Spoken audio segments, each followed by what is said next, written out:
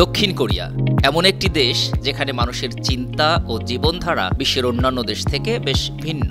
একসময় দক্ষিণ কোরিয়ার মানুষ সন্তান ধারণে আগ্রহী ছিলেন, কিন্তু এখন সেখানে পরিস্থিতি সম্পূর্ণ বদলে গেছে। বর্তমানে দক্ষিণ কোরিয়ার মানুষ পোষ্য প্রাণী পালনকেই সন্তানের পরিবর্তে বেছে নিচ্ছেন।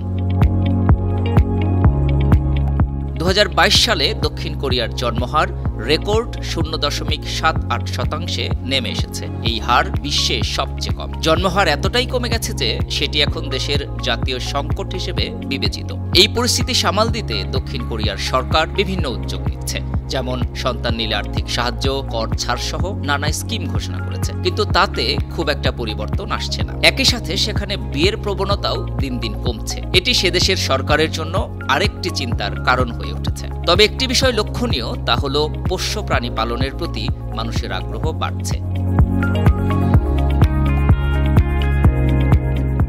সম্প্রতি দক্ষিণ কোরিয়ার জি মার্কেট নামক একটি ই-কমার্স প্ল্যাটফর্ম থেকে জানা গেছে 2023 সালে বিক্রিত শিশুদের বহনকারী ট্রলি কিংবা স্ট্রোলারের 57% বিক্রি হয়েছে পোষ্য প্রাণী বহনের জন্য। বাকি 43% স্ট্রোলার বিক্রি হয়েছে শিশু সন্তানদের ব্যবহারের জন্য। 2021 সালে পোষ্য প্রাণীদের জন্য স্ট্রোলার বিক্রি ছিল 33% আর শিশুদের জন্য ছিল 67%।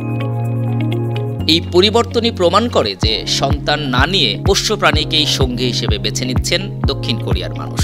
2012 সালে 36 লাখ পরিবার পোষ্য প্রাণী পালন করত। 10 বছর পর 2022 সালে সেই সংখ্যা হয়েছে 60 লাখে।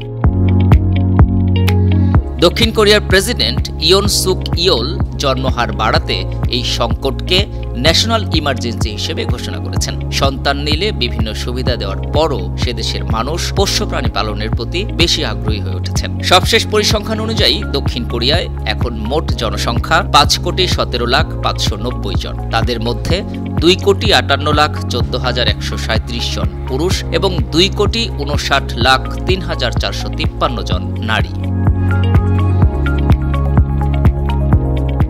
আন্তর্জাতিক ডেস্ক, 52 টিভি।